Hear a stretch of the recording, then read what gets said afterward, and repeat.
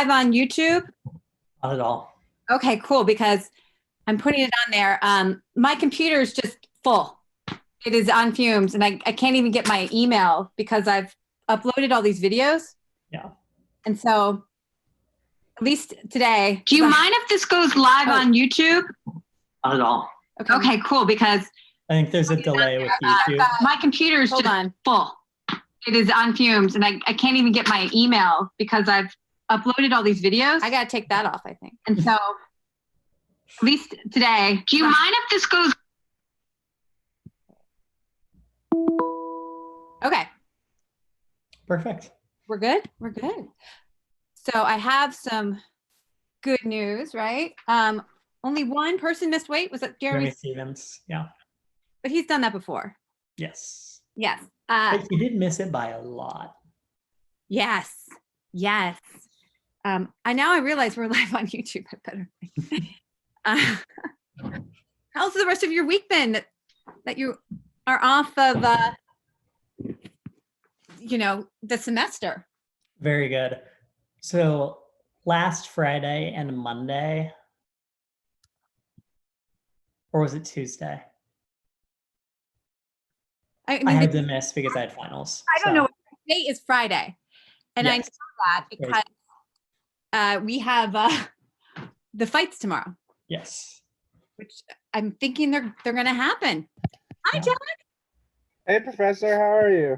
How are you doing? Good. I'm going to tell you, do you mind if we're live on YouTube? Sounds good. Okay, because Brian's coming in here. He's actually a filmmaker.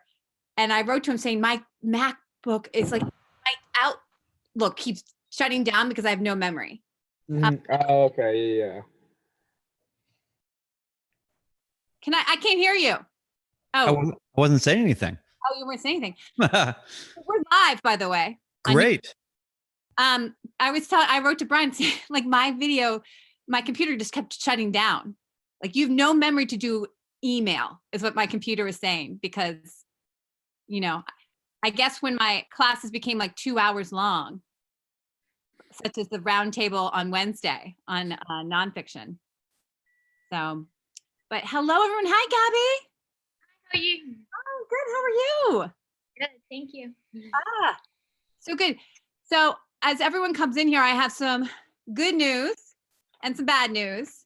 And that is that only one person missed weight, Jeremy Stevens. So with the whole card held up, which is rare, as you all know, and one of my anxieties. So he weighed in at 150.5. So that would be because you have the allowance. So 4.5 pounds. And then Calvin Qatar is going to receive a percentage of his purse. But did anyone watch the weigh-ins? I watched a little bit of it. Yeah. It looked like they were they going to do face-offs, or did they decide not to do that? I don't know, actually. I think that they were not going to do it, but at this point, they're going to meet in a cage. I find the social distancing is kind of now getting a little bit of, false facade at this point. But I did watch it on MMA Fighting, and they also said that none of the press have gotten their test back. So that's interesting. Yeah. There's a lot of layers to this, because on one hand, Dominic Cruz was talking about how incredibly thought out everything was. And I saw also one of the MMA Fighting people talking just about how it was just so thorough, but they were also talking about how packed planes on the way to Jacksonville, like full planes. Yeah. And they were also, I don't know if you've watched any of the embedded episodes, but I noticed that, they had one of their key sort of employees that was doing all the food prep that was talking about it at length, and he's wearing gloves, but he's wearing a mask hanging off of his ear, not even wearing it, and then talking into sort of his gloves, and then it shows him like sort of handling all the stuff, so I feel like it's a weird mix of people being really sort of prepared, but also not really understanding fully how the science works. Oh yes, that dreaded science, Brian. I keep bringing that up. No, and it looks like people are coming in. Well, I'd like to dig into that, and I'm so glad we can meet. Unfortunately, our special guest, Robin Black, got called. He has to do promos for TSN. I mean, writing and fighting versus, the major broadcast network for Canada. Well, we know where your priorities lie. Yeah. But no, I completely understand. He has given us so much time this week, coming in both on, that was Tuesday, and he came back or Monday and Tuesday. It was unreal. So it's been, I hope he'll be back. He said, enjoy the hostilities. And, I can't wait to talk to him about a couple of things. And I want to talk about this kind of facade, this idea that we're safe by showing people in masks, but on the other hand, they're taking their gloves off or taking off while preparing food. Or we're testing people, but we're not actually giving them the results. These things kind of don't always align. But one thing that Robin Black and anyone who, if you want to go, because Robin Black, I will understand it's not here, but I'm so glad. Hi, Mila. I will introduce you in a second. But yeah, we should actually just go around and say hello, how we're doing in a second here. But Robin mentioned something about we should also look at what creative obstacles and creative innovation might happen. Oh, here's Josh. Because of how different this is. And maybe we should also be looking at that. And yes, Brian, I want to put my science, and that's like high school biology science hat on, but I also want to try and go out and think about this with the lens of how are they going to put on a show with these restrictions, and what they do when they can't have their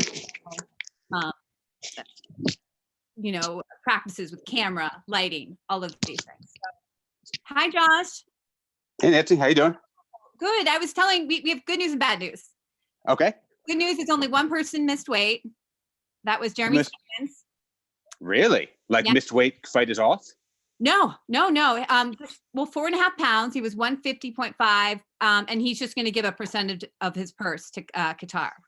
So, Okay. So that's pretty good for a fight card like this to hold everyone in, and with all the Seriously. talking, traveling, not having their gyms open, having all that. That's very good.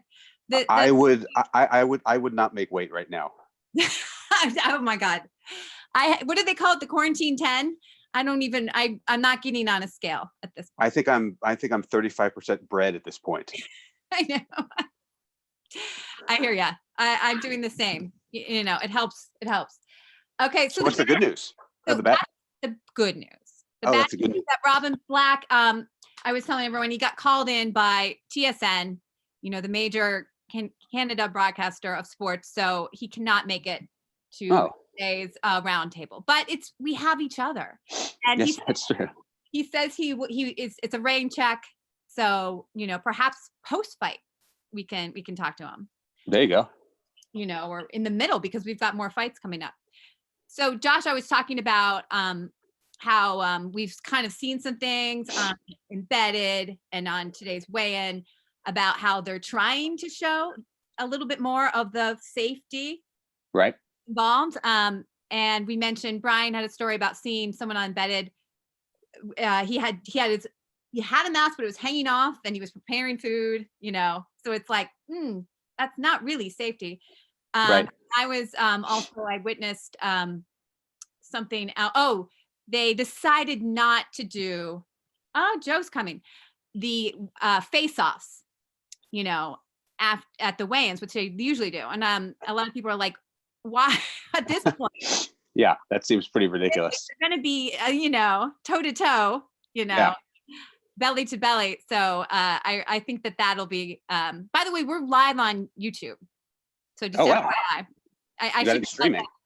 We're streaming because my computer has so much video and memory by my other videos. I can't even turn my email on. So that's why I'm like, well, we'll just go live. So, Very cool. Joe, are you there? Well, maybe. That was just like Christina Snowden the other day. Who I thought it ghosted me. Is that you? What a reveal that was. Yeah, That was I'm amazing, here. Joe. Nice. Yes. Hey, Joe, we're live on YouTube. Just FYI. Cool. I heard you say that. Okay, good. All right, let's just go around because we got a great panel here. And you know, I was saying that Jack Black is not going to be, or Jack Black is not making it. Jack Black, the notorious. What is it? The what was his character? You know, High Fidelity. Nacho Libre. That's it. He's not joining us, and unfortunately, neither is Robin Black because of obligations to TSN. But we have each other, and I really want to do a UFC 249 Eve. So again, I'm Professor Kidder. Teach writing and fighting at American University. We just finished an amazing semester. So Atticus, I'm going to go to you. Hi, I'm Atticus. Currently an Oregon student at American University. Yeah. How about everyone names a fight that they're excited about? We've been kind of gloom and negative a little bit starting out. I'm weirdly looking forward to Verdum Olenek because that's just going to hopefully have some really weird grappling. Yeah, definitely. Yeah. And hopefully it's weird grappling and not, you know, Olenek is done. Yeah. So very cool. Gabby, you're next in my screen. Hi, I'm Gabby. I'm in Cape Town, South Africa. Probably the main fight, Tony Ferguson fight. Yeah. I hopefully have to wake up at 4 a.m. So I can No. watch it. Oh my gosh. Yeah. Take a nap. That's my advice there. Mila, you're next. Hi, I'm also a student at American University, and I used to be in Professor Kidder's class last spring. And yeah, I'm looking forward to UFC 249. All right. I I love it. Thank you, Mila. All right, Jack. I'm from Burlington, Connecticut, and I'm probably, this is not an MMA fight, but probably looking forward to the possibility of a Fury Joshua boxing match, because I saw that in the news that could be happening before the Wilder rematch, because he's still recovering from that bicep thing. So I think a lot of people are pushing for him to kind of just sign out of the contract and maybe wait for the rematch. Yes. Oh, we should talk about that fight. And have I told you guys my story about FaceTiming with Tyson Fury, right? we could go there today. But yeah, no. And did I see someone said that Oscar De La Hoya called out Conor McGregor? I don't know. I saw it and I was like, that's not real, but we can discuss. So I'm glad you brought up some boxing. All right, let's go to Joe. Joe, me? Yes, Joe Nolan. I heard some weird things. I heard that, speaking of Tyson Fury, I heard, first of all, I rumors that Mike Tyson is going to come back and do a fight for charity.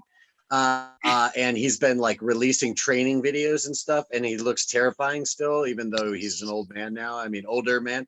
But I was like, this morning I got up and saw that evidently Tyson Fury's dad, or here's the thing, evidently Tyson's been offered like £6 million to fight bare knuckle boxing, right? BKB. What? And Tyson Fury's father has called out Mike Tyson and challenged him evidently. So we could have senior Tyson, other senior Tyson. So who knows? Who knows what's going on with that? As far as actual fights that are actually definitely going to happen, I think this weekend I'm most Dominic Cruz. There's a really great, if you guys aren't following Dan Hardy on YouTube, he does this full reptile podcast / video podcast thing on YouTube, and he does these great breakdowns, and he's got a breakdown on the Cruz Cejudo fight, and he talks about the fact that essentially it all comes down to ring craft, footwork, that's the whole thing. Like the whole fight will be decided by who can outmaneuver the other. And some people don't like those kinds of, I love those kinds of fights, especially when people like to me, Dominic Cruz is so incredibly innovative and unique in the way that he moves. And Cejudo, of course, is insane in the way that he moves. So it'll be really interesting to see how that fight goes down. I mean, obviously, Cruz is sort of, it's an unlikely thing that he's going to win that fight, and he's also done very things before. So it's, there's part of me to believe that it's possible. So, but if they both are, healthy and on their A games, that should be a pretty amazing fight. Indeed. I also think Cruz, I want him to get this title fight now because I think he wants another one, and I don't want to see him have to climb up. Let's do this. He's a legend, man. Let him fight. It's okay. Yeah. I don't understand people who are having a problem with him spot. Of course he's getting the spot to have that fight. Of course he is. I mean, especially given the insane stuff that happens in the UFC, this is only minor league crazy. Yeah, I know. Minor league crazy. I love it. My first phrase I want to take from this discussion. All right. Hey, Brian, why don't we go to you? Sure. Yeah. So you guys all know that we have the Art Fight podcast, and Joe obviously is the other slightly more animated partner in that with me. But yeah, I'm not smart enough to plug the podcast though. Yeah, right. No, but you're giving insight. That's more important. But I would say that, I wouldn't say it's the most exciting fight, but I think one that has the most interesting sort of story implication outside of sort of the ascendancy of someone. I think it's really about the Donald Cerrone Anthony Pettis fight. I think that two fighters that have been to the mountaintop or right there for a long time and have both sort of started to recede into this next, we tend to sort of say immediately well, then they're going to be gatekeepers, and we just kind of reduce it to that really quickly. But I think that there's for people that are kind of royalty, in the same way that maybe Anderson Silva is and some others, I think that those people, even though they kind of maybe have taken some steps back for sure, still have really interesting story to offer, because I think that what's most compelling to me is to see people with so much pride and energy to fight in the first place, but then to ride that wave for so long, go through these careers, and then start to come down the other side and sort of the, I guess it'd be like the denouement, of their structure, right? So I find that really fascinating because they're both very human. But they seem to be pretty friendly with each other on some level, and whoever comes out of that fight is going to have sort of one leg up on the guy that's probably going to be deemed the gatekeeper, even though that's kind of a reductive term. So anyway, I just think from a story standpoint, that's a really interesting fight. Yes, indeed. All right, Josh Rosenblatt. Yeah. Hi guys, I'm Josh Rosenblatt. I wrote Why We Fight, and Joe said everything I wanted to say. The Dominic Cruz. Sorry about that. But no, you said it beautifully, and you had layers that I was really into. But I think Dominic Cruz is just.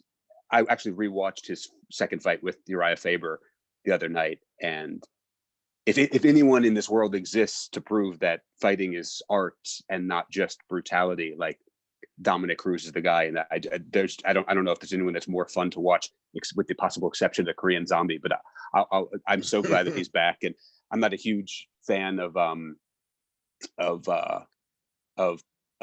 Cejudo, so it would be lovely if Dominic Cruz could get. The great thing about Dominic Cruz also is that he's always coming back from years away and getting title shots, that he has redemption shots against very unlikable people, which makes the story even better, because he comes back and he takes the belt from TJ Dillashaw, and then he's going to try to take the belt from Henry Cejudo, which for me just adds to the pleasure of the whole thing.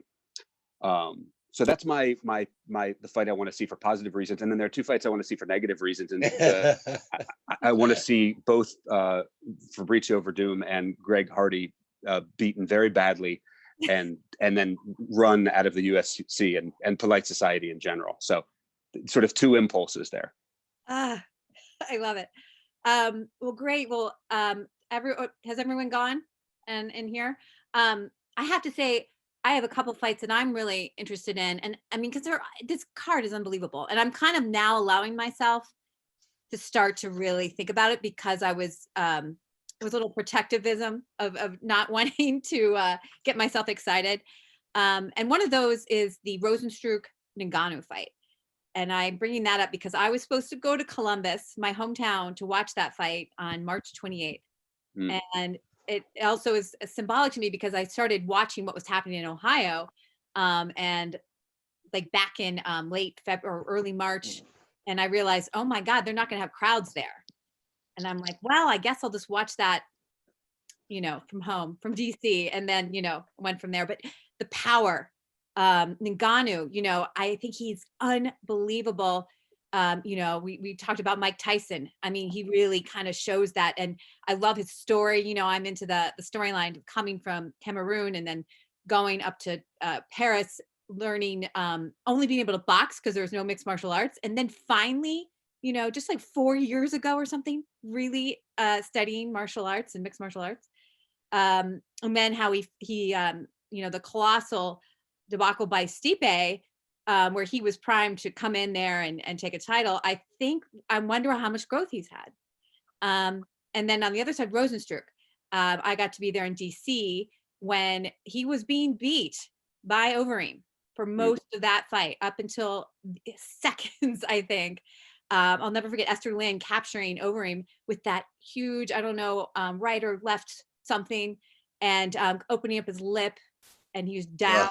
So that tells me that at the end of that endurance of 5 rounds, that he had that much power means, wow. I'm hoping it's exciting. Now, there's always Ngannou versus Derek Lewis. So let's hope it's not that. And then the other one I'm interested in is Nico Price versus, is it Luque? Because I think Nico's, like, I want more people to take, welterweight is so full. I want more people to take notice of him. He's had some incredible finishes, like off his back, some really interesting grappling. And I think I want him to kind of have that breakthrough. And then because it's the round table, I invited you guys to the dinner party here. I have one more, and that's the women, the sole female representatives.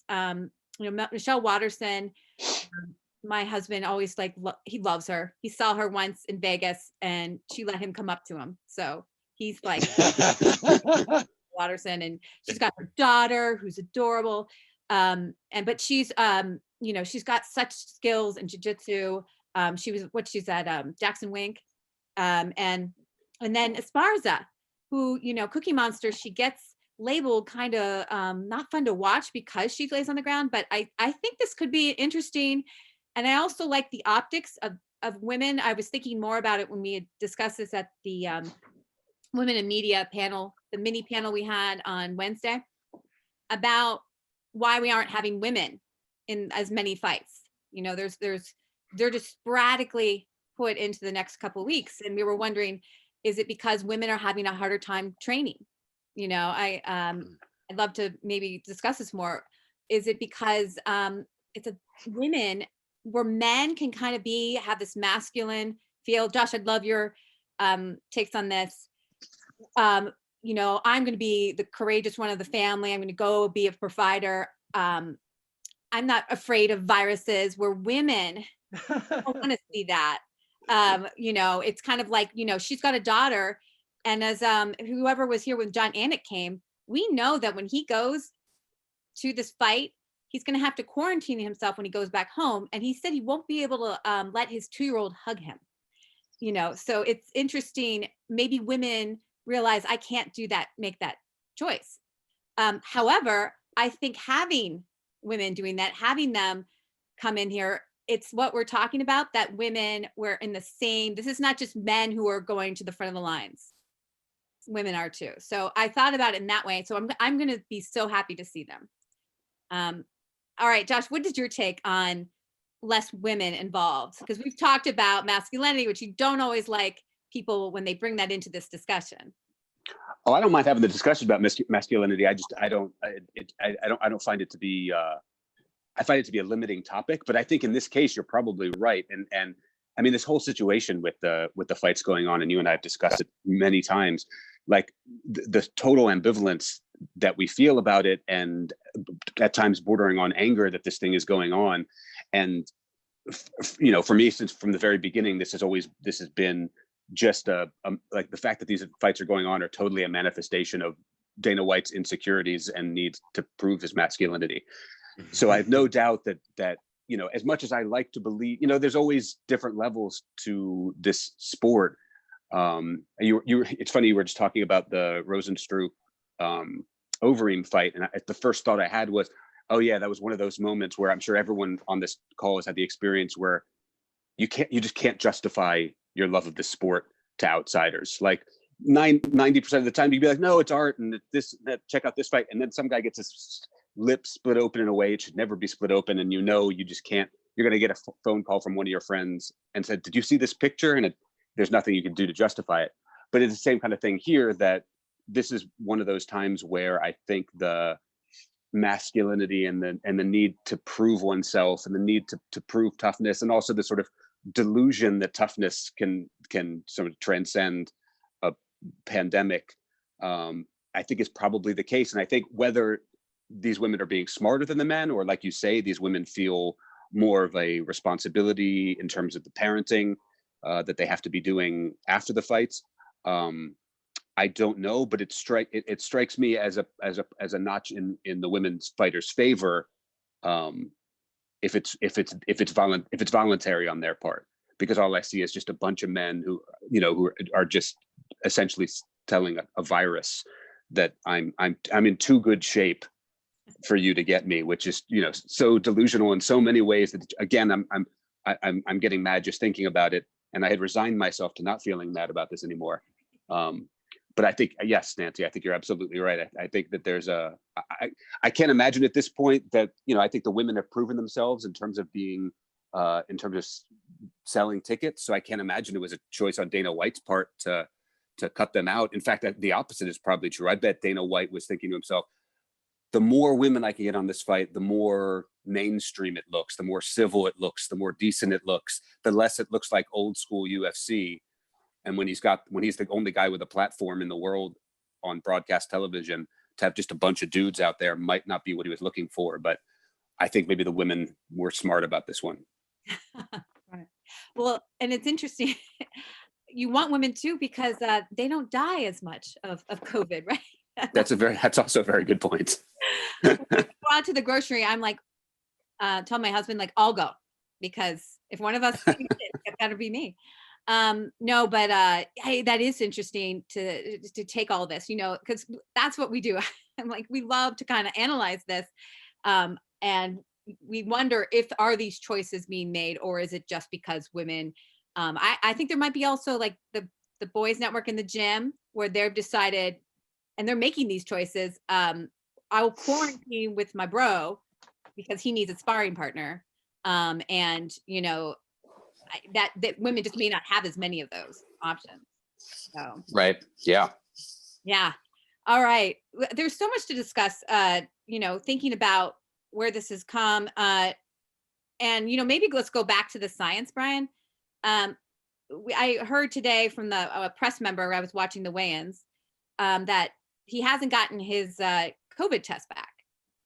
And what I wondered is, okay, so they're testing. What happens if someone tests positive? Does anyone know or have any guesses what they'll do? Probably depends on who it is. Mm-hmm. I would not be surprised if some of that information is guarded at some level, if it's able to be muted in any way. But I'm not a conspiracy theorist, but I think that it really depends on who it is. I was even surprised, at least from the government standpoint, that they, you know, the word that one of, you know, Trump's aides, you know, had. I was surprised to even. I was like, really? They actually told us that, you know? Yeah, I know. So, it's hard to tell. But the problem ultimately is just that they're doing so many of these in rapid succession in a way that just cannot be in a staged scientific way, sort of analyzed per, I think it's going to take a long time for them to sort out the aftermath of whatever the implications are, assuming, there has to be something that goes wrong. Yeah, yes, that's like you're in, entertainment, filmmaking. You have your glitches. It's just embedded in there, right?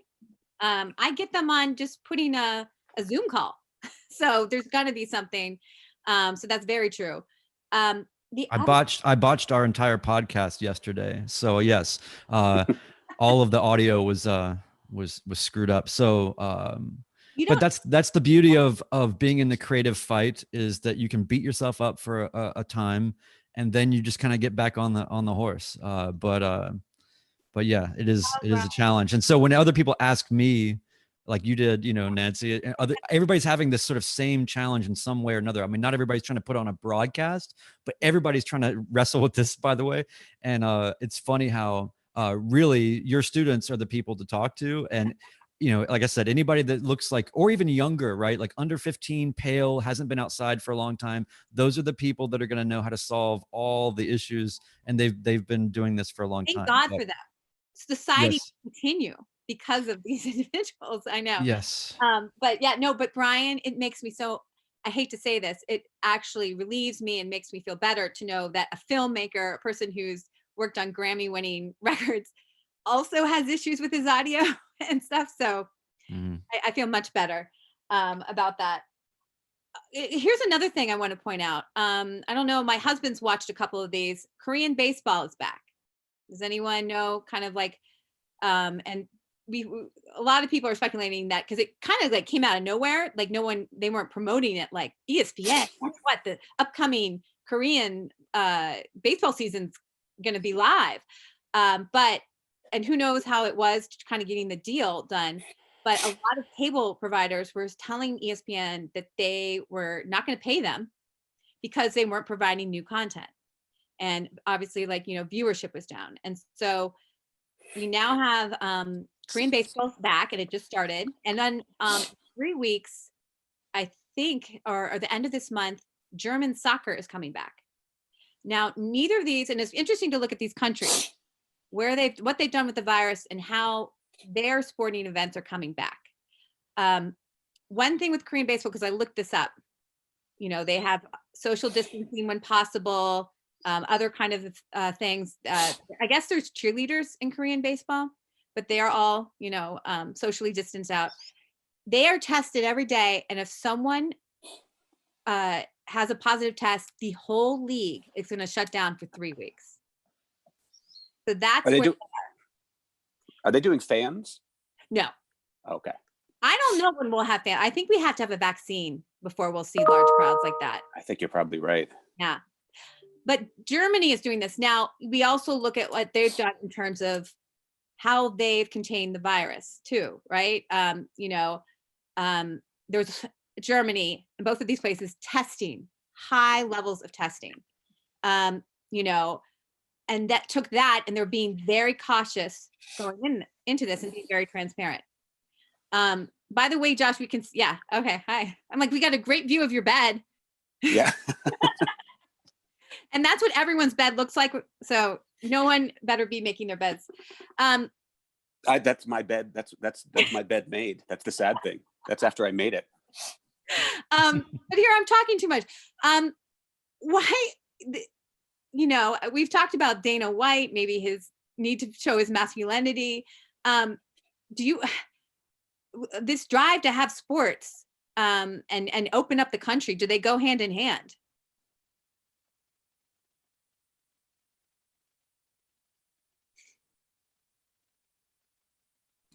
Somebody's got to jump in, right? Jump in. I think that we're a collective group of people that are wildly uncomfortable and instinctually reaching or wanting any kind of creature comforts on any level. And anything that can do that and make us feel like we're sort of communing over the same sort of happening or occurrence in real time, almost irrespective of the sport. I feel like it's almost like a really basic human thing. And that's honestly, to me, I see that as the undercurrent for a lot of the mistakes that are being made and everything else. It's just, we aren't built for this, and everybody's going to have their own sort of fight, flight, or freeze about this. And I think that that's been the case throughout all of this, whether in a very localized way with how you're sort of interacting with people close to you and your neighborhood or whatever, versus how these and Josh, I'm going to go ahead and give myself license now to trademark this, but this manageable ecosystem thing, right? like it's I feel like our brains really just need, the entirety of everything is so incomprehensible and so complex and interrelational between so many things. And then you can extrapolate it to the global scale and everything else, and it becomes just kind of a wash. You can't really get your grip on any sort of thoughts to kind of get a handhold into sort of reality as you perceive it or want it to be or whatever. So I think that when, I think even us just sitting here now and just talking about the UFC and talking about fights and talking about cards and the relationships and the stories and the happening, I think it's just something that on a very primordial level, we're all just drawn to and needing, whether it's community or whatever. But when you compound that with this sort of childlike or sort of machismo or the business corporate driven sort of content model, or all the factors that go into why this is happening and why people are not just gracefully sitting out. We're looking at a country where it's like, guys, if everybody just chills out, this will be so much better for all the same reasons that we're all concerned about. But that sentiment and the reasons behind it are almost impermeable to enough of, because everybody's in this kind of state. So anyway, in terms of the need for sports and the need for all this, I totally get it, and it's gonna happen. And we love gamesmanship and distraction and community and all of the things that it brings. But I think that really, to me, just continues to be evidence of just the frailty of the human condition when it is under threat or in a state of fear. Very good. I want to ask this question too. Thank you. You're posing like I have all these things jumbling in my brain now. The casual fan, the one who comes when there's a McGregor Diaz, when something big comes, and that's when they get the like 500 and above pay-per-views. What is the casual fan, do you think, going to be taking this in? And that's, not the MMA people who are on, the message boards and Twitter and stuff like that. People who don't even know there's a fight usually until maybe today. You're asking if you think it's gonna sell a lot, you think? Yeah. Do you think that they'll be like, oh, UFC's on? Do you think that they'll wrestle with, wow, is this responsible? Or will they be like, oh, I'm just kind of curious. I'm sure we have different, divisions within that, but do you think the people who kind of don't regularly watch MMA are going to tune in? It's still pay-per-view, right? They still have to get ESPN Plus and then pay the whatever it is, $60 or $80 for the individual event. But the prelim's pretty damn good. That's on ESPN. That's on regular ESPN, right? Yeah. And ESPN Plus. Oh, I'm sure it's on. If I were freaking ESPN, I'd put it on everything. On ESPNU, whatever. They're global. Because there's really nothing else on. I can only speak for myself, being, say, a casual basketball fan. Like, I'll watch the finals and some playoffs, or if LeBron James is playing Steph Curry, I'll watch that game the way some people would watch a Conor McGregor versus whoever. And I can only say that I would never in 1,000 years pay $80 to watch a basketball game the way I would pay money to see an MMA fight. So I don't know, like you're saying, like outside of Conor McGregor, just sort of the spectacle of that, I don't know how many people there are out there who are fans enough of the sport that they sort of kind of know what's going on, but would pay $80, especially now. Like, who has $80 when they haven't worked? Yeah. I don't know what the casual fan is generally like. Obviously most of us here are crazy obsessed fans. But yeah, I'm trying to imagine paying $90 for something I was just sort of kind of interested in, and I can't think of what that would be at all. Yeah. And especially because it doesn't look like a McGregor Diaz fight or a Ronda Holm fight. That's the other thing, the optics. And, you know, we kind of were getting into this, you know, no crowd. Do you think they'll try and social distance up until the cage? What can someone give me their idea of what you think will probably happen? I don't really have any idea what the logistics are in terms of how they're pulling off any of this. And I would like to think that when it's all said and done, we'll find out how it all went down, and it was incredibly responsible and insanely, you know, airtight in terms of the science behind it. But I sincerely doubt that will be the case. And I don't really have any understanding of how any of this is going to work. And one of the things I'm most fascinated about, and I think I mean, some of these fights could be amazing. So we may be talking about that as well, you know, come Monday or whatever. But I think one of the other things that we're going to be talking about is how strange it was, because it's going to be really weird. It's going to be a totally different presentation than anything we've seen before. And I think it's going to be weirdly like black box theater. Oh, yeah. And I think that it's going to really, I think in many ways it's going to put the emphasis on the beauty of the thing in a way that it normally doesn't, when you have a throng of people screaming and clapping and cheering and jeering, you know, that's a sporting event, you know. But when it's two people simply moving in a space together, what is that? Ooh, yeah. I think Joe's absolutely right, and it might actually attract Very weird. Yeah, it might attract some artistic type people. And I don't know, have any of you guys seen the WWE performances with no crowds? I mean, it's pure theater of the absurd. I mean, I hate professional wrestling, and I've been watching them just because watching them, they actually do the speeches and they yell out and they do the hand gestures, and there's no one there. They're just screaming out into the void. It's unbelievable. It's a giant existential metaphor dressed up like a wrestling match. And for that reason alone, maybe a different crowd will come in to want to watch. Yeah, no, you're right. A lot of this is feeding up the crowd in combat sports. You know, that's the whole walk out. You're you know, when Ronda comes out to what is that? Her bad reputation. Bad reputation, yeah. She's got that face on. It would be like pro wrestling, because she's not doing it for anyone. You know, she's not gonna do it for a coach or like her cornermen. So again, are they gonna be social distanced? You know, are they gonna do a huge walkout with an empty stadium where it'll be up, right?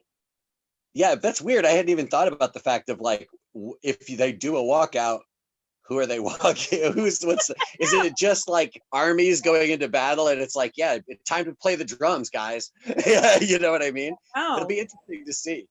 They should get Brian, man. They should get some nice, beautiful ambient synthesizer music to amplify the strangeness and the emptiness of the situation.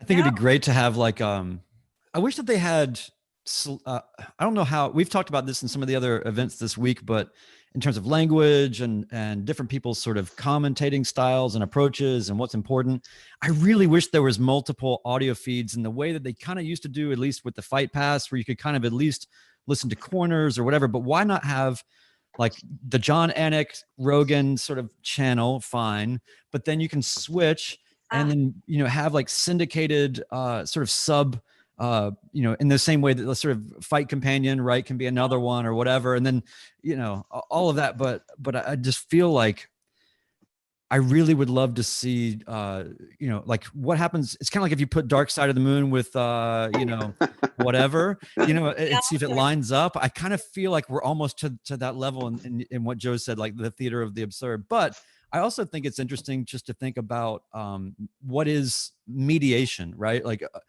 and what is actual experience. And if you're able to just sort of step back from it, you might be able to consider it. Well, when they're walking out, they know that there's an audience there, you know, and it's not necessarily about the presence of immediately in the hand slaps and all that they do on the way out, but it's more about maybe in a weird way, it's almost like as much as it seems dire and weird, maybe it's almost like more of an honor in a way, because they're just hoping, they're trying to connect with something that there's a huge gulf between, and everybody's sort of in the same way that we are in this conference, like suspending this kind of state, to sort of be present, but it's not, it's just it's almost like a new media form in this sort of era of isolation or separation or distance, is possibly going to give birth to a lot of new things, but probably shouldn't be ambient music.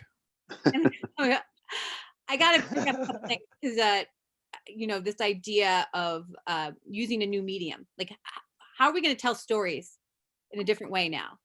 Because that's what humans do, and we got to figure it out. And Esther Lynn told us a great story when she came on our podcast. I think, Brian, you saw that, about being put in the penalty box at an event. She didn't have the right credentials or something, and so instead of being by the cage, she was put in the penalty box because it was a venue where they played hockey. And what she did, though, is she went around and took pictures of the crowds and other aspects, people maybe backstage, and did other things. And she said that was that really caught on and got her some notice. And so I always think about that. We may be in the penalty box, but what are we going to do? And to kind of be more positive to the UFC, I know I'm usually negative Nancy here,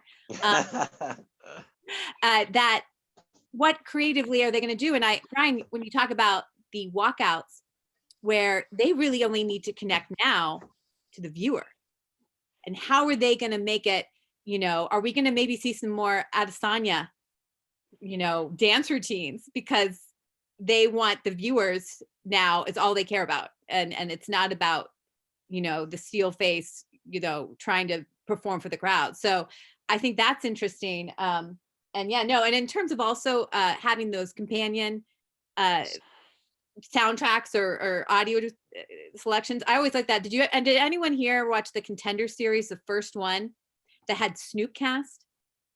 Yeah. And I actually loved it. I loved because Uriah Faber, Snoop Dogg, and were one way you could listen to it, or you could listen to, I think, Paul Felder and I'm forgetting, I'll think of his name, the other play-by-play guy. I want to say Benjamin something, but sorry. Jimmy? Not Jimmy. Maybe Jimmy on that too. I'll think of it in like 2 seconds. But anyway, that was the more straight guy. And then what I liked about the Uriah Faber, and Snoop Dogg is like smoking weed. He's got his gin and juice right there, but he plays kind of the casual. He was asking questions like, how do you do that? And Uriah Faber wouldn't make him feel like, you should know this. How can a person who's commentating on a fight not know what a DARS is? He would explain it. And I kind of like that, because I learned a lot through that. But because I think there should be an art fight podcast, UFC. I'm saying this right here, where I could listen to you guys comment on it. Just put it out there. That sounds good. That sounds good. Tell Dana. I'll our weekly chats. I'll bring I really enjoyed the Snoopcast too. I really thought that those two together were hilarious, because Snoop was funny as hell, and what made it even funnier was like Uriah just like not being able to talk because he's laughing so hard. So he was like he was a great foil. He was a great straight man to Snoop. Just like it made it even funnier just watching him laugh. And like you said, I thought it was really cool that Snoop had the questions that people should be asking about jiu-jitsu, especially because it took me years of listening to Joe Rogan to begin to sort of anticipate his commentary. And I'd be like, oh, he just passed in the back. And well, he just passed the back. And I'd be like, oh, I know what's going on here, And so, but it took a long time. One of the things that got in the way of me enjoying the UFC on my first pass by it was, when they would start wrestling and grappling a lot. And it wasn't as good back then either. It wasn't like it wasn't as high level as it is now, and more dynamic now. But still, a big part of it was just my own ignorance and not being able to understand like that this was the equivalent of a guy establishing like this really stinging jab, or this was the equivalent of a guy who kept landing an uppercut. And if they were doing those things, I would have been all over it, So it took me a while to understand it, because there's a lot to know. And I agree with you. I thought Uriah, who's not necessarily known for being like, I mean, we think of Dominic Cruz when we think of like these really erudite, insightful, tactical bantamweights, you know, but Uriah was very good. He was very, very good at explaining that stuff and simplifying it, not only for Snoop, but for the audience. So I thought they were a great combo, and I would have loved to see them do more, frankly. Just give them a podcast. Give those guys a podcast. Exactly.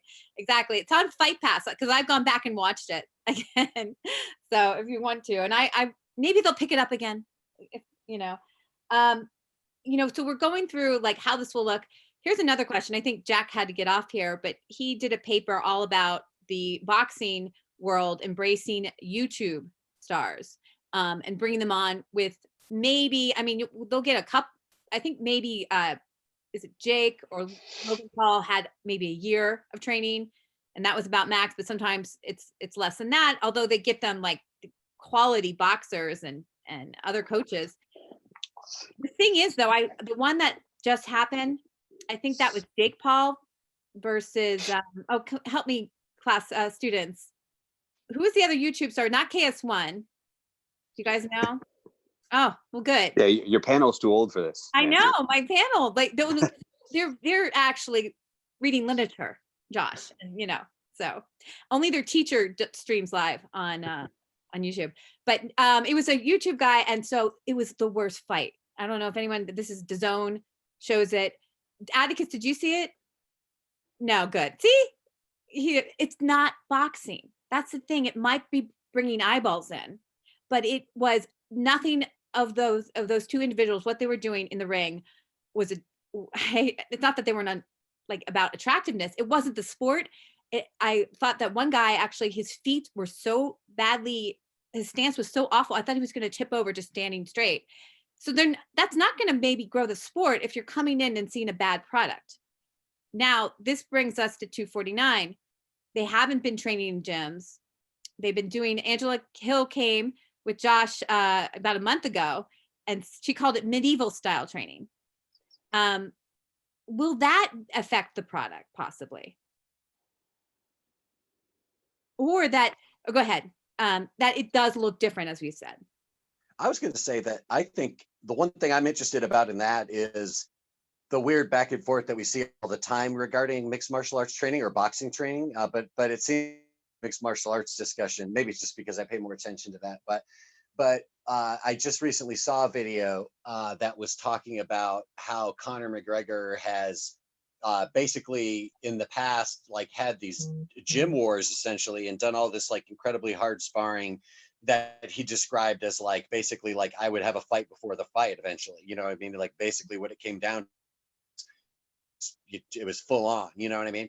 And and that now he's seen that there's better ways to do this, and that really like what we see when fighters move up a weight class and suddenly now they've got energy and clarity and and do not everyone, and sometimes there's stuff, but we see people benefit from not cutting weight. And we see, and I think a lot of times, like Dominic Cruz has shown us in the past, sometimes not or lightly training and rehabilitating and resting and building actually ends up being beneficial. So I think there's a chance that we might see incredibly refreshed fighters. You know what I mean? I've gotten healthier in quarantine, and so I think we might see fighters who are uninjured, not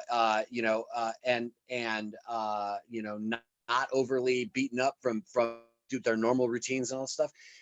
That's the hopeful side of me thinks that. The other side of me points to this exact difficulty as like, maybe the most irresponsible thing about this entire deal is that people can't even train. Like literally gyms are closed. You know what I mean? I don't know. And I can tell you in Nashville, I've got friends who own gyms and they can't wait for the day they can open those doors up, because they can't right now, and I know there's have other options and things, and you can be, let a fighter come and train at a gym or something and not be open to the public or whatever. Obviously there's stuff like that. But when it's all said, the capacity for is severely compromised. And to me, that's one of the main reasons why, if you want to argue that this is all madness, I mean, I think that's one of the big arguments. So who knows is my answer. Great points about positive spin. Josh, were you going to talk?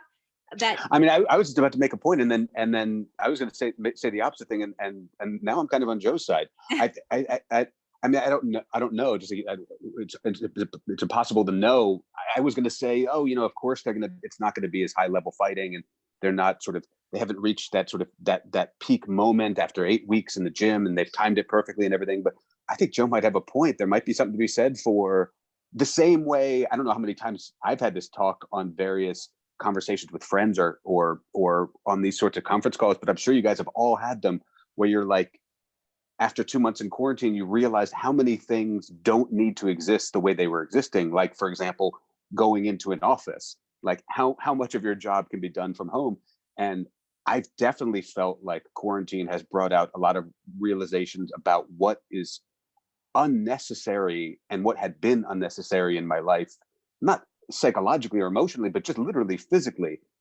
I live in Brooklyn. Taking the subway every day to an office to do my job is completely unnecessary. I mean, it's bad for your soul, it's bad for the environment, it's bad for everyone. So there's something to be said for the idea that Joe was saying, that maybe these sort of forced conditions where fighters are not allowed to like ruin their bodies and their brains for 8 weeks straight might give them a different view and a different way to view training for the sport, because a lot of it is, I mean, let's be honest, even though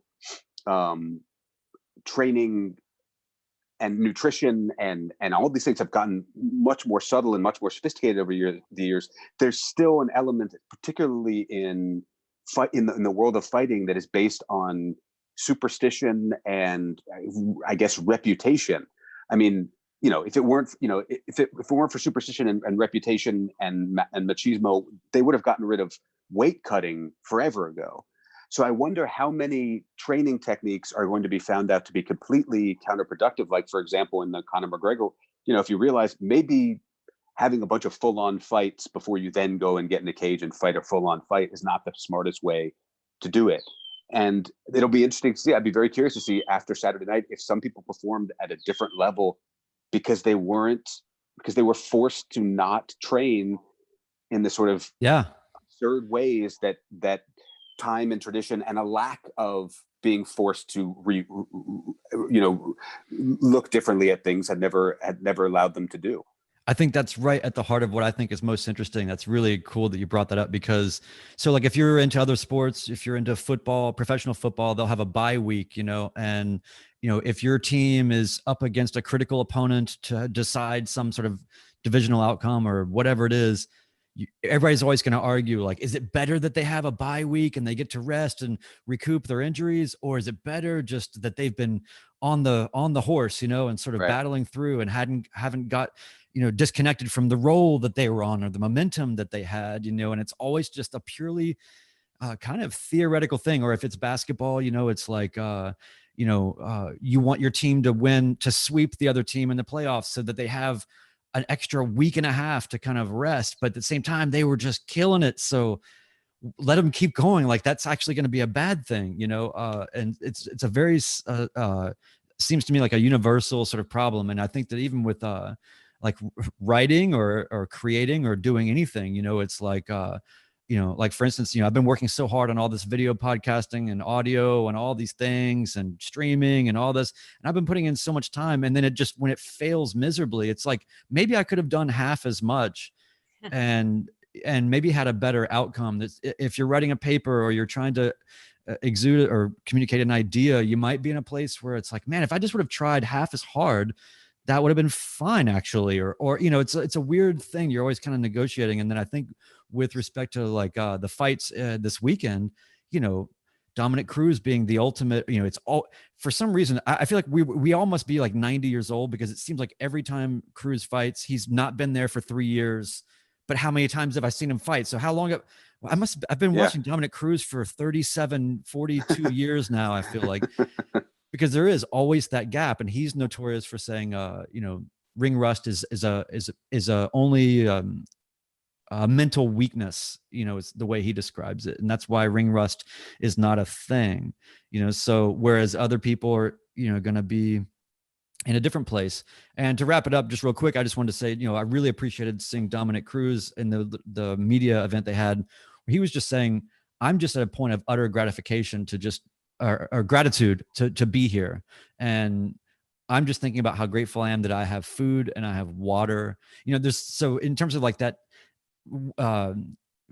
sort of reduction to some sort of essence of what is actually needed, kind of to what you're speaking to, Josh. I mean, it is sort of, there is something about wrestling with doing all these things and having the best outcome, and how hard should you work? When should you give yourself a break?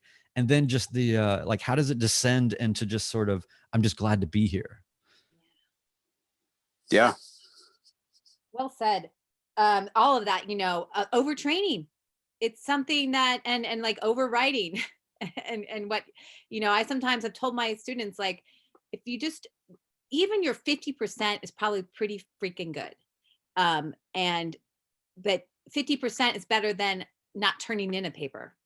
And that's that whole fight or flight. You see, you freeze up, but you're already there. But, as a writer, as a performer, perfectionism it's also a great thing, right? And that drive, Brian, you wanted to have the best system. You wanted, if you're going to go for it, go for the world, right? So it is that constant struggle.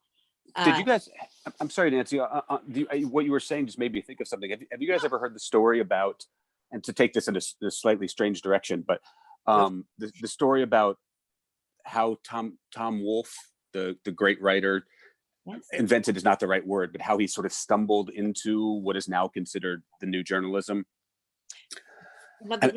There's a story. He was writing for Esquire magazine, I think, in the early 60s, and he would write these, sort of typical magazine stories and newspaper stories or whatever. And he got this idea. He wanted to go write a story about, there was a car show somewhere around, and so he went to the car show, and he had gotten the job from Esquire magazine, gotten the assignment, and he went to this car show, and he was completely blown away by the interactions, and there was like all these multicolored crazy cars. And he got back and he started writing this thing in sort of a typical magazine style, and he just got completely stuck, and he had total writer's block, and he couldn't get anywhere with it. And it's now 2:00 in the morning, the day before the story is due, and he calls his editor, and he said, I've got nothing. Like, I'm completely stuck. I can't get this thing going at all. And the editor said, I need to run this thing tomorrow. So just write your notes down, write your thoughts down, and I'll have someone put it all together. And so Tom Wolfe wrote out, the editor's name was John, let's say, and he wrote down, Dear John, and he proceeded to just spit out this stream of consciousness thing that were his notes for the story. And it was 5,000 words of exclamation points and ampersand, like just total madness and internal monologues and dialogues and description. And the story goes that the editor ran the story. The only edit he made was he just took out Dear John, and he just ran the story exactly as it was sent in. And it was like a light going on in Tom Wolfe's head. And that was like the total birth of this like totally new style of nonfiction writing. I've just always liked that story, that something said for the idea that, like, when you're completely frozen and you're completely stuck, like that kind of can be when you give up and you've just resigned yourself completely. That could be when the good ideas come. No, and this goes into like my ideas on pedagogy on the process of writing. I don't think there's one way to do it. I think there is this cognitive behavior where you take a frame, and we've talked about this. You did this in your book with taking that frame of the doctor's notes, and using that. Sometimes it's expressivism, which is just do a zero draft, which is just everything in your brain, put it out there. Or it's like there's a social construct pedagogy where you're discussing, with other people, make it like a conversation, and remind yourself like what you would say to someone, and remind that writing is also a social mechanism. So Josh, it's a great point. God, we got into craft stuff today. I know. I feel like we never got to have a writing one, so I decided to slip that in there. You got it in there. I love that story. Tom Wolfe, he has a great profile around that time for Esquire on Cassius Clay. Oh yeah. Yeah, and he follows him. It's like that. It's just observing Cassius Clay out to dinner with his friends. And you know, he's I don't think he's a champ yet, but it's just a slice of life. So I have to go back and find that article. It's a good point you just made about like this sort of the idea that you'd be having a conversation with the reader and that being a technique to sort of get your way into writing the story. Because I just realized that I have tried that thing every once in a while. Like this is once or twice I've done that thing where you type in "Dear Reader," you know, that thing, that totally corny thing where yes, but dear reader. And then as long as you take out the dear readers later, then you kind of have something, because it does sort of force you into a conversational tone, but you can't leave the dear readers in. That'll get you thrown out of any number of organizations. Writing is just making meaning out of words, right? You've got an idea and you've got to figure out form. And I think sometimes we just remember the idea is the main thing. That's kind of like, some people, I hate the word someone's a talented writer sometimes, because, well, yeah, you can have great prose, but if you don't have a story to tell, that's another key ingredient. So we're getting way into the writing here. I love it, but we also have a fight tomorrow. So this is great. Do we? Let's talk about writing. Should I cross my fingers? I don't even know. Yeah, you know what? There's no guarantee about tomorrow, but there's guaranteed there's going to be writing after tomorrow. There's no guarantee there's going to be a fight. You guys, there's going to be a story out of this, no matter what. And, you know, I think that's what we're talking about. And I think it's going to be a global story, because talking with Mo Al-Hassani, who covers the UFC in the Middle East, and we've talked with to Evelyn Rodriguez and Ana Issa, they cover the sport for Brazil. And then we've talked to Robin Black, you know, and it's interesting because they're covering things in different ways. It shows you how a narrative can also be framed on what you think your country, how they want to digest the news. Because I thought this was interesting. This was before Embedded, but Brian, I watched the countdown. Has anyone else watched the countdown for 249? The only mention of COVID is they say, oh, we're going through hard times. And then that's it. They don't say coronavirus. They don't say anything about, you know, what happened in New York, anything like that. It's just, and then they have, you know, that guy who does their voiceovers, and, you know, they have the sweeping shots. It's a little odd because they try and make it, but there's only 2 people in the gym, right? But, you know, so that's how but then the Embedded show us some face masks, maybe poorly, as Brian says, but because Robin Black said he had asked for, you know, and talked to TSN, and they're like, he's like, I think the authenticity is in the struggle of what these fighters are going through. And it's making a more even powerful storyline to know that every single human being in some way being affected by this virus, and every single human being probably has some measure of anxiety or stress from it. How amazing that we're watching people who share this, right? They're going through it. They're quarantined. They have a husband who yells at them if they do dishes while he's on a phone. You know, they have all of that. Happened a couple of times. But wow, that's like, I feel closer to the fighter. I mean, the fighters, right? That's that whole idea that the fighter represents us, you know? So I think that's something I'm fascinated to see, you know, even though, do I like that people are putting their health on the line when they don't have to?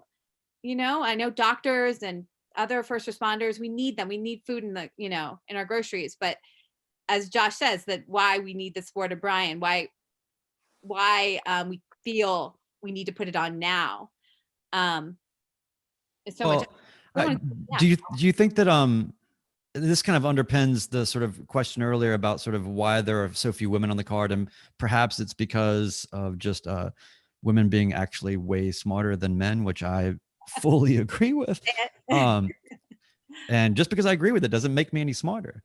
But yeah, I guess I feel like, how wrong of an assumption do you think it is to say anybody that is fighting on this card and anybody that is in their camp or whatever that is with them, and even those that allow their fighters from their gyms to go knowing that they're going to be coming back to some other perhaps smaller version of their gym, how many of these people are really actually in full cognition of how the virus works and what is actually going on? I really think that anybody that I think I'm not saying I'm an epidemiologist, but but my wife has almost sent me enough articles to make me one.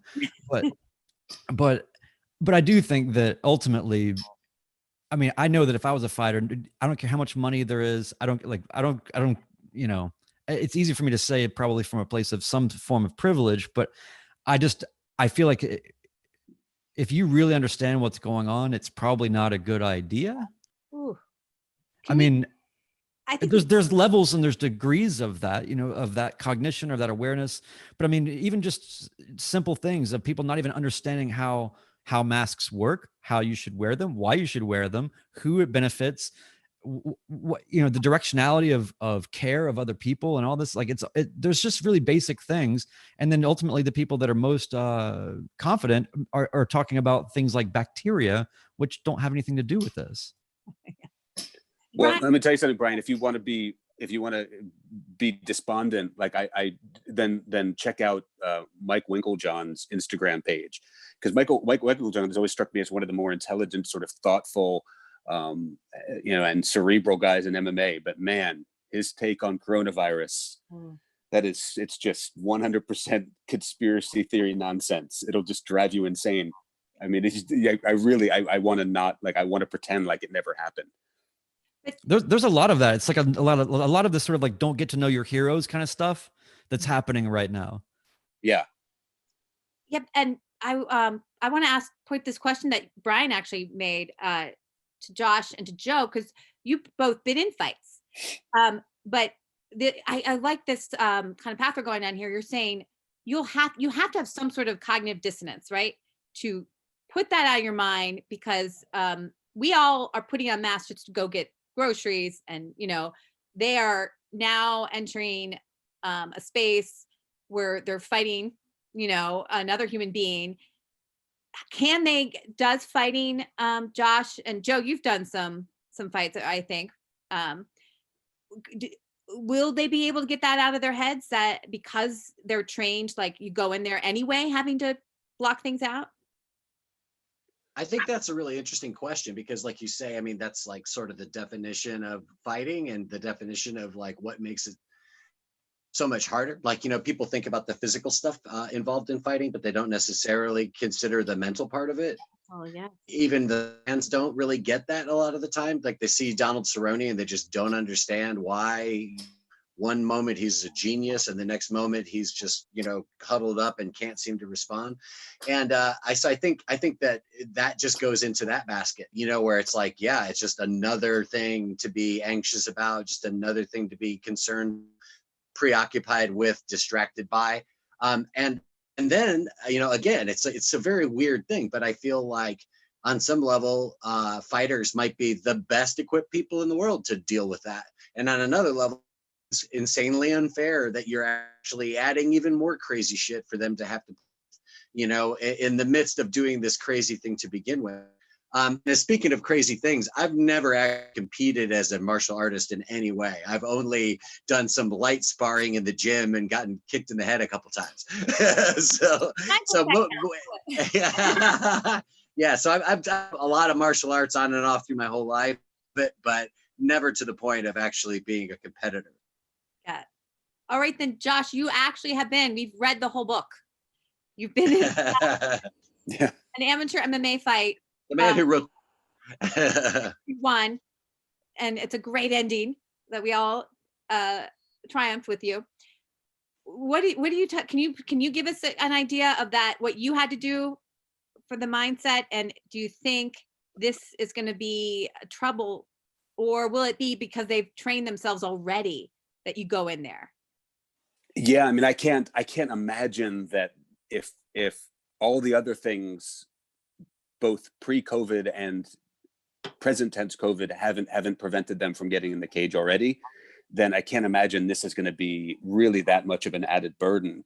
I mean, if they're willing to get on those planes and they're willing to go and train and they're willing to go and I guess they're not doing the face-offs now, but I feel like they've probably come to terms with this a long time ago. And I can't imagine once the fight starts that it's going to be on their minds at all. I mean, these people are, I mean, it's self-hypnosis, right? I mean, it's that they've put themselves in positions where they're literally putting their lives at risk constantly.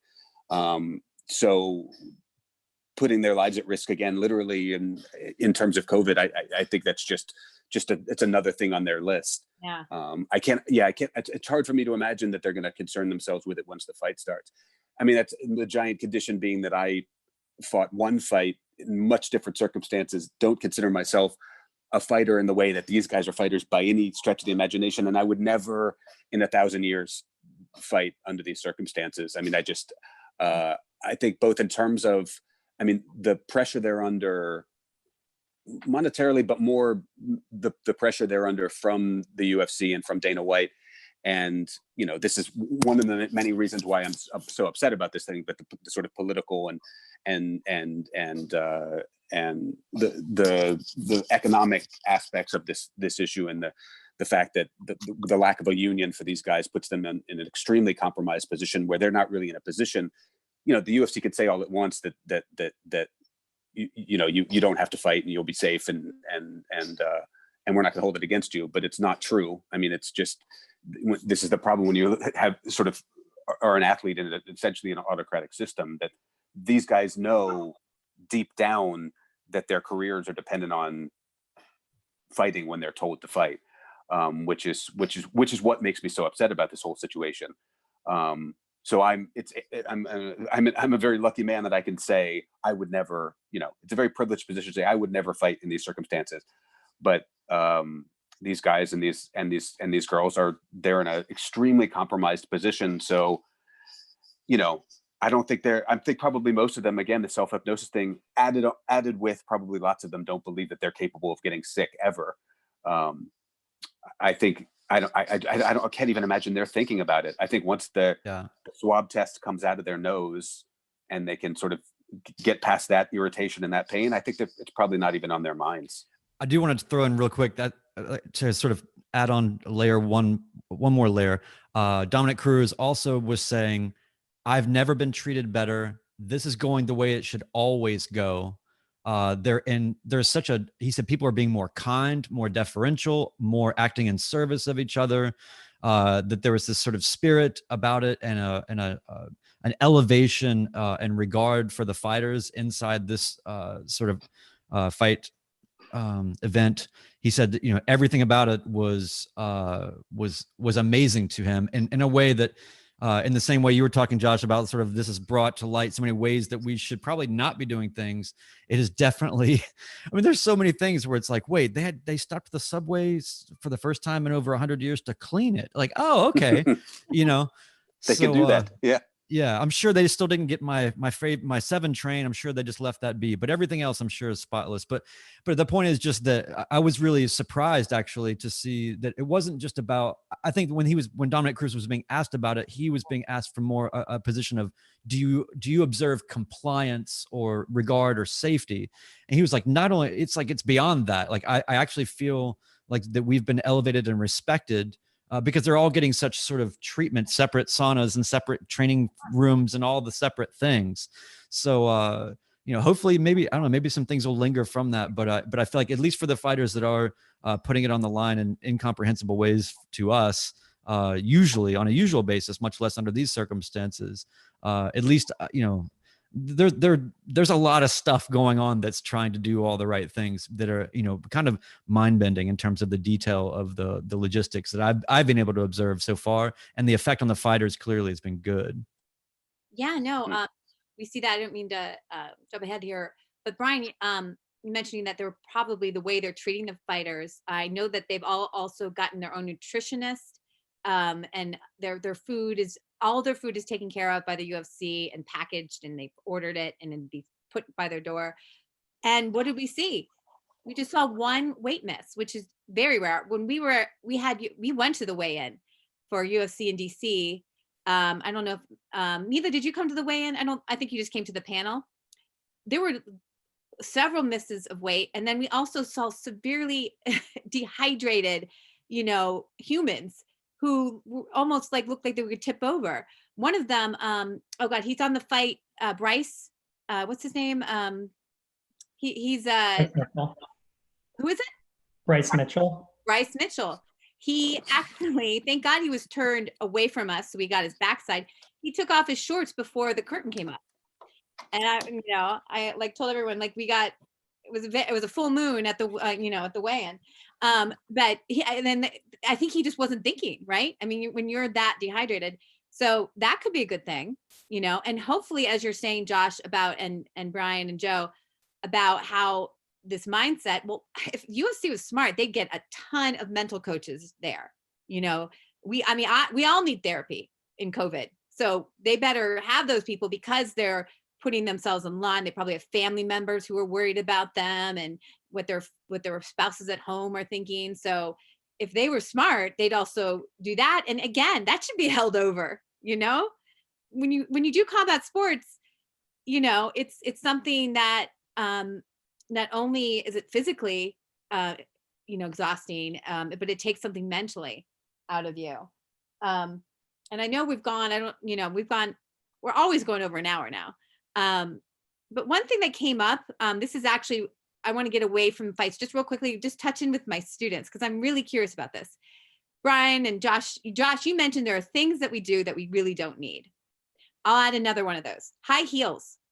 Haven't worn them and don't miss them, and can't imagine putting them on right now, actually. So, sorry, fashion designers. I hope a lot of women and I go along with that. But there are other things that we realize we don't need to travel for. You didn't need to go into your office to do a job you can do right at your desk.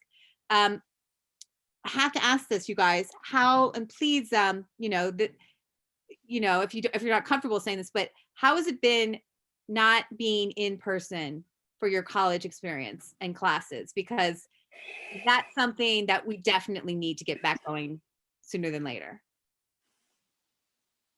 Gabby? I think, I haven't for instance, now you could bring all these cool people on Zoom and we could talk to them and every class, but with you, we could not, when we're in class, it's more intimate and more firsthand teaching. So I think I enjoy rather Yeah. Zoom. Yeah. No, how about your other classes? Do you feel, are you guys, because there's the whole debate about what's going to happen in the fall and we just don't know. But there are things I think we're recognizing. I think there is something special about being in person for that. Yeah, for sure. I know my daughter, she's 15 and she's rapidly had to become a freshman in college, because she's she doesn't go to a physical place where a teacher says, do your work and I'm going to be here physically to ask it of you. She's now having to do it on her own schedule and, formulate her own plans. And, oh God, there've been some massive fails. Let's just say it's been rough because she's 15 and this 9th grade. And, she doesn't have kind of that organization yet. But I'm just, I'm kind of curious. Maybe, Gabby, how about this? When we're in person, Brian, Josh, and Joe come and visit in our classroom or on Zoom in the classroom. Yeah. But with Brian, Joe, fly all the way from Nashville. You could, but you can also just Zoom. Yeah. That's true. Yeah.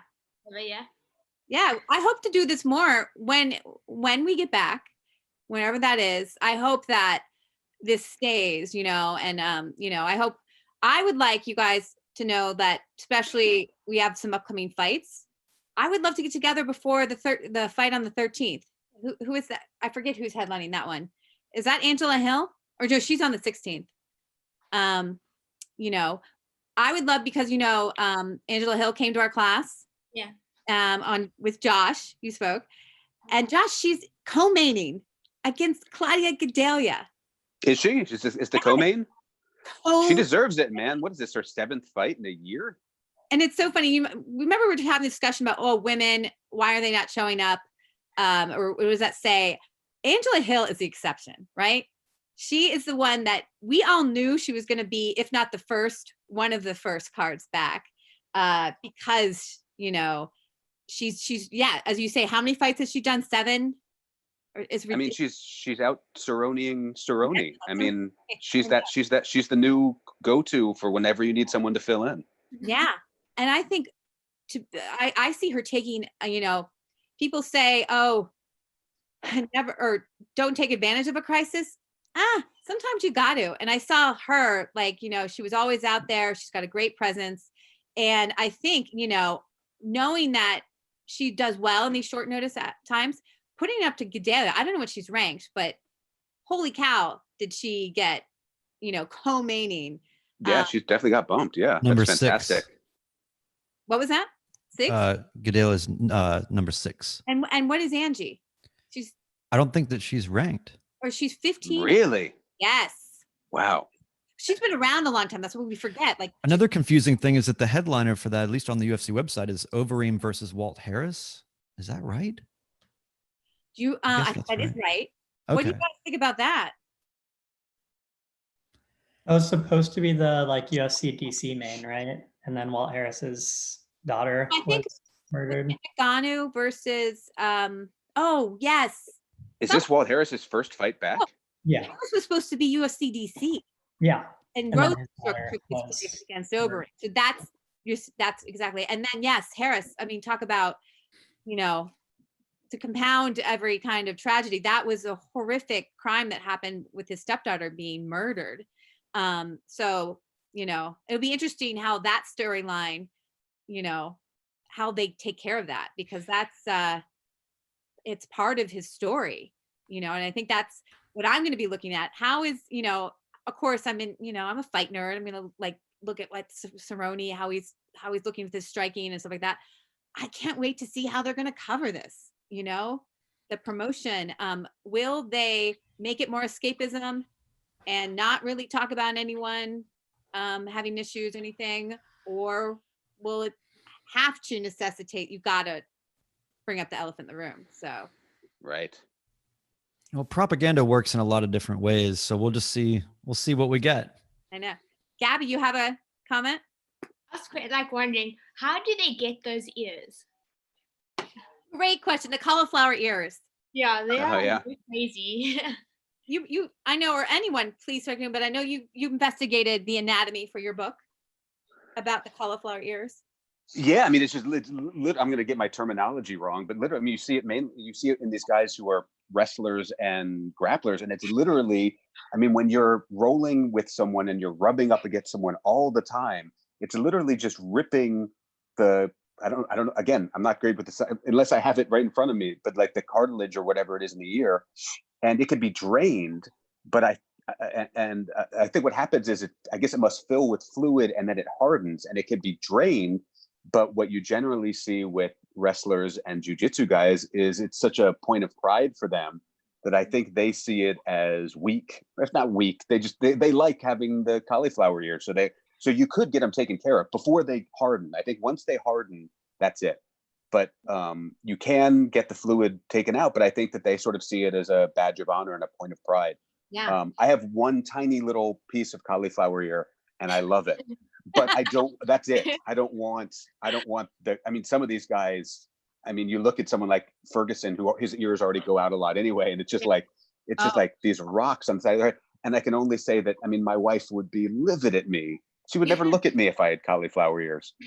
But yeah, I'm sorry, Gabby, I wish I could give you the actual scientific terms, but my scientific knowledge, there's so much science in my book because I went to scientists and doctors and had them talk very slowly at me and into the voice recorder, because I'm just not a science guy at all. So it's hardening fluid mainly.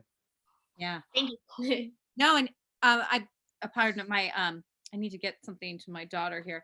That you mentioned that you can't hear. It affects your hearing. Did you say that? Does it? Yes, it does. I've heard this on my expert source Joe Rogan. I was listening. He said it, Well, from what if you have cauliflower ear, I think you could spend 3 hours in a 185 degree sauna. Joe Rogan would say, and that'll clear up everything. Yeah, but it's a badge of honor. Right. Yeah, it's very true. Okay, well, first I have a couple more questions, and then please chime in with any other thoughts. Okay, ring girls, will they be essential? Or octagon girls, excuse me. What are the odds on it? I'm thinking no, but do they want to have the pageantry? And it's I bet they have one. I bet they have one. They have one. Okay. Yeah, not the three, but I bet they have one. All right, we'll see, because maybe they think that it'll be less what we are used to and comfortable. Although if I see I have nothing against the octagon girls, because they're women who are getting a job, that's payment, and good for them. But I think people will be like, there were a lot of people with that, kind of skeptical eye to that, like they're essential. We have clocks. So it'll be interesting to see. I think there'll be so many micro evaluations of everything that we observe especially over the course of 3 fights. Yeah. 3 fight nights. I mean, we're going to see, I guarantee you that there'll be stuff that gets brought to bubbles to the surface as criticism, some observation, something, and then you'll see these evidences of sort of little small corrections that are taking place. They're going to be battling. I think they've just kind of set a platform up for them to kind of start from. And I mean, you have to be iterative, and they have to figure it out. And what they're doing is Herculean. I can't imagine being in charge of this event, but I think that we're going to see plenty of things that are questionable or non-essential. At the same time, I'm just so excited to listen. I'm really excited about the sound, almost more than anything, without the din of the crowd and without all of that, and just there's gonna be just something way more essential that we get from the experience. And I forget who it was. Maybe it was John Anik or one of those guys was talking about. Oh, it was Anik and Felder were talking recently, and they were talking about how awesome it's gonna be. Anik was saying, when it rose, like these heavyweights, right? When they get knocked out, and inevitably, what you're gonna hear happen, at such proximity is going to be incredible. And I really hope that they take some sort of creative advantage of what's going on. And maybe because there's not crowd, maybe they can do something interesting with cameras that hasn't been done before, or I don't know. I hope that it's not just meeting the bare minimum of the presentation or whatever. I hope that they actually see some of the creative opportunities. Because I mean, like Joe was saying, in terms of, sort of black box theater type of thing. I mean, that's to me, the biggest appeal of all this to me. So, and it's been fun to talk to you guys about it. Thanks. You know what, Brian, when you were just talking, it reminded me of in 2008, when the Beijing Olympics and the Redeem team, it was when LeBron James and Dwayne Wade and Kobe Bryant sort of reclaimed the gold medal for the Americans, and they were playing in Beijing. And I was watching the first match that they were in, and they didn't, because it was Olympics, so they didn't have a lot of the pageantry anyway, but they had none of the stuff that you expect from an NBA game. There were no organs, there was no music, there was no everybody clap your hands, nothing. It was dead quiet, and also the Chinese fans were just really, they're like Japanese MMA fans. It was like dead quiet, except the occasional sort of rush of applause. And watching Kobe Bryant and LeBron James play and hearing their sneakers squeaking and hearing them say to each other, "Oh, get him," or "Oh, my bag," whatever. It felt like you were watching a YMCA game just with the greatest players in the world. And I loved it. It was it flipped everything on its head. And I think it'll probably feel very similar. Yeah. I mean, think about how much we interpret spatially what we're perceiving or whatever by the impetus of sound. It's helping. It's another field of calculation for just what's happening, another way to understand it. And so, yeah, I mean, I think about too, like once, I remember years ago, I figured out I had like a surround sound system, and this is back when Bill Walton was commentating everything, and God bless Bill Walton, but it was just like, that's enough, Bill Walton. But I figured out that they had his commentary coming in only on the center channel, and if I could just turn that speaker off, then I was basically able to watch every NBA game with just the ambient miking. And it really is like a life-changing thing, even though Wow. that was still at this reduction, still with a crowd on some level. But man, yeah, I'm super interested. I can't wait. Yeah. I know. Well, let's get into by the way, I'd love to come together again sometime, maybe Tuesday or Wednesday before because it's a Wednesday night fight. Is this unprecedented? I know they've done Friday, maybe before like an international fight week when they used to stack all those, but it's gonna be crazy. I have Wednesday to look forward to. So I'll send out some invites. We'll get some things. And also anyone, I would love a text chain to like group text if anyone, because I want to talk with my people here. So please send me your text because I'd love it for tomorrow. Anyone have like a fight day ritual, like food that you're making or anything? Like do you do anything? No. Well, we were still, we haven't really been getting much takeout food or anything like that. But when went back in normal times, there's a Mexican restaurant down the road from me that makes the most incredible grilled chicken in the world. They grill like a whole chicken. And then when you buy it, you get the chicken is all separated in one to-go bin. And then in the other bin, you've got tortillas all wrapped up in foil and like lettuce and rice and beans and radishes and hot sauce and just pico de gallo and like all the stuff. And that's my favorite thing to eat during a fight night. So, and I'm sorry I'm describing it so vividly, but I miss it so much. All right, when I come to Nashville, I'm going there. Yeah, last time I drove by there, the grill was still smoking, so I think they're going to make it through to the gradual. Nashville's trying to slowly reopen soon, and obviously they've survived this long. So luckily, it's become a very popular spot in this neighborhood that they're in. So if anybody is in Nashville listening to this video, I'm talking about Lindo, Mexico, in Madison. So it's, oh my God, that chicken's incredible. Hey, by the way, I just wanted one quick thing to the students. I just wanted to say that I really think that as much as this time is crazy, it's been really cool to see how the regular faces coming in. And I just think it's really neat that you're sort of more optionally pursuing, different perspectives and all that during this time. And you obviously have a cool professor to facilitate that.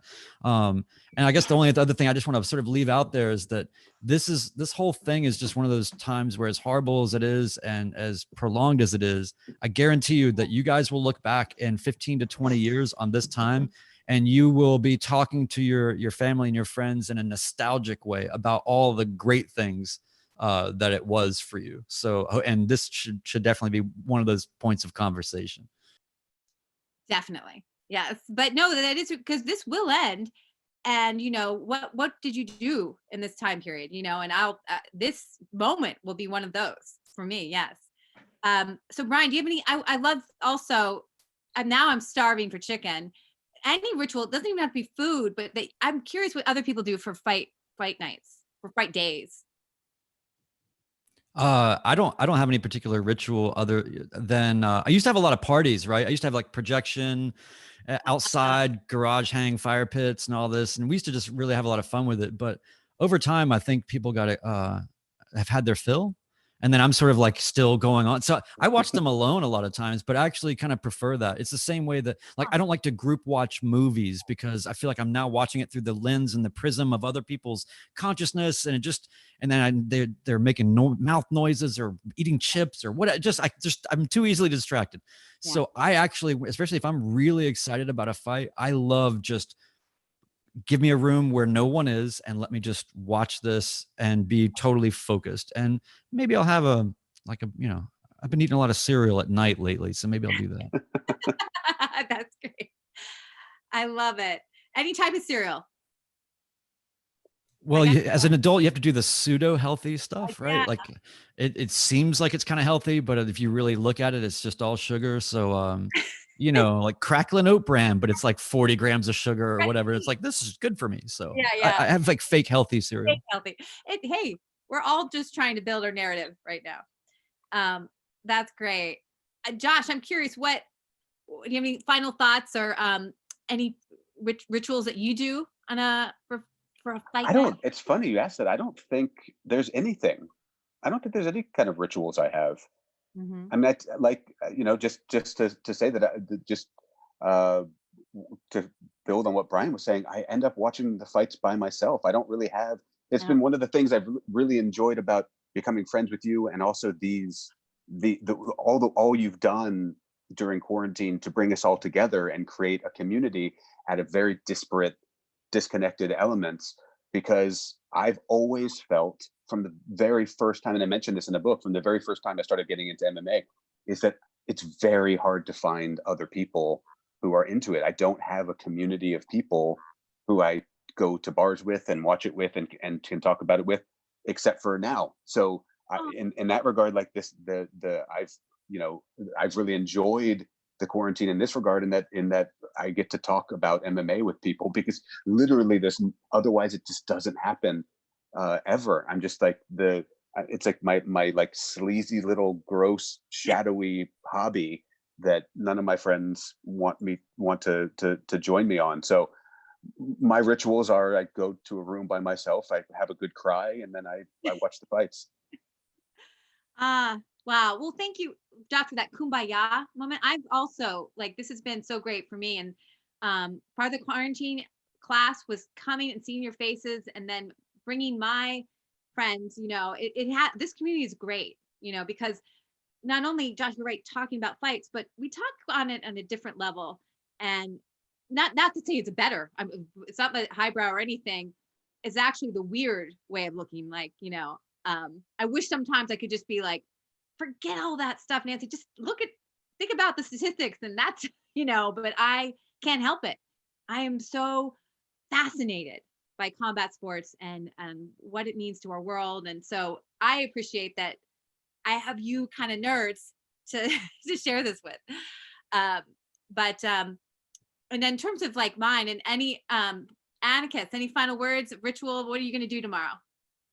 Usually my dad's office has kind of an MMA culture, actually, which is pretty cool. Like, so they usually get together and watch it.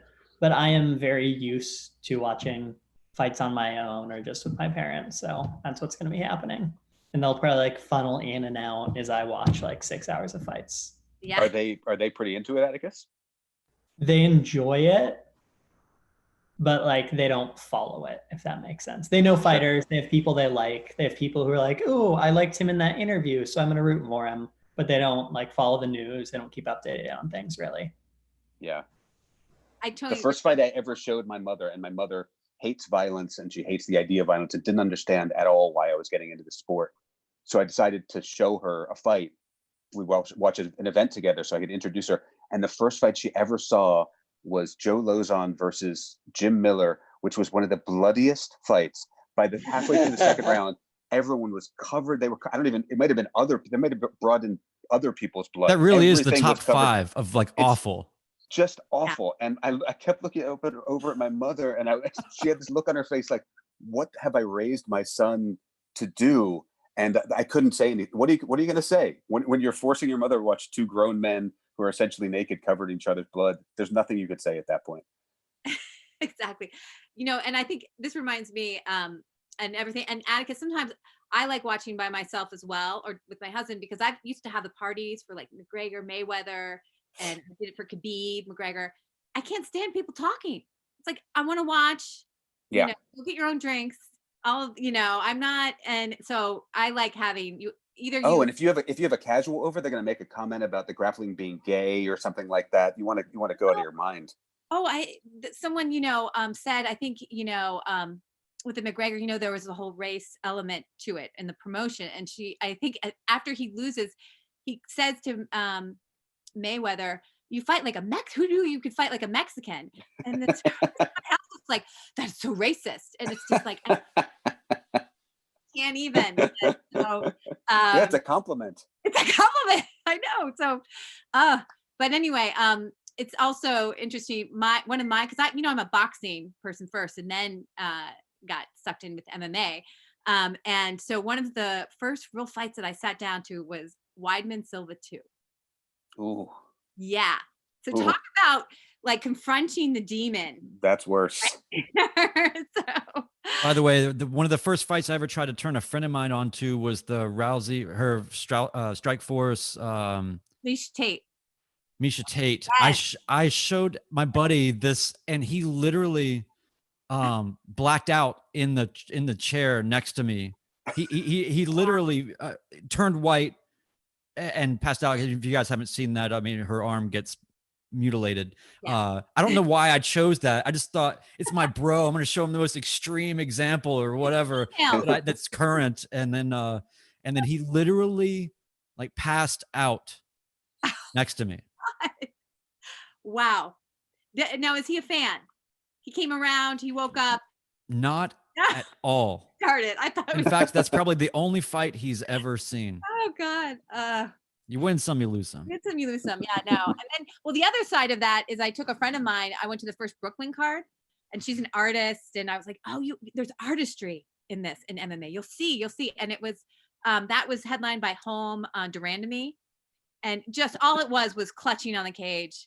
Like every fight on that was really bad. It was Silva versus Brunson, I think, or someone like that, and it was just like, and I loved her attempt to be like, oh, I can see how it's cool. And we're just like, no, this is, so I get it. All right, Mila, any last words, or like thoughts on what you're doing tomorrow? I don't really know, because usually what happens is I'm in McDowell Hall, and and my boyfriend likes MMA a lot, and we watch that, and just if there's ice cream or if there's chips or whatever snack we have under our hand. Yeah. Did you were you into the sport before you took the class, Mila? No, Professor Kidder introduced me to it. So I'm very happy. I know. I love the students who sometimes take it, and some, oftentimes, sometimes like, well, it fits my schedule. I like tell them, okay, this is a different kind of writing class. They usually stay around though. And Mila, some great work that you did, Atticus and Gabby. These are, such great students. But Mila, did you know that in France, I think earlier last month or something, MMA is now legal? Yeah, I saw that. Yeah. So UFC down the line, they're not the most, I don't want to talk badly about my people, but they're not the most, into fighting and violence and all that. So. Well, this is another class, is actually what was holding them back was their judo community. Because really? They have judokas who are champions in the Olympics, and they wanted to be the primary sport in France. So that's another day. We'll discuss those kind of, cultures. We got some room for MMA. Yeah, I know. We got Ngannou. He's, Cameroon and vis-a-vis France. So that would be an interesting time. Gabby, what are your thoughts, plans? Probably coffee to keep me away. Oh yeah, it's 4:30 starts. Yeah, maybe early breakfast. Oh my gosh. Yeah. Well, yes. Well, I'll be sending you caffeine thoughts. Thank you. And as for me, I wake up. It's been so long. It was March 13th or 14th when we had UFC Brasilia. And my husband and I are dorky, so sometimes we'll make like a meal that's representative where it's taking place. But Jacksonville, don't know. Good luck. Yeah. I have two words for you. Leonard Skinnerd. There you go.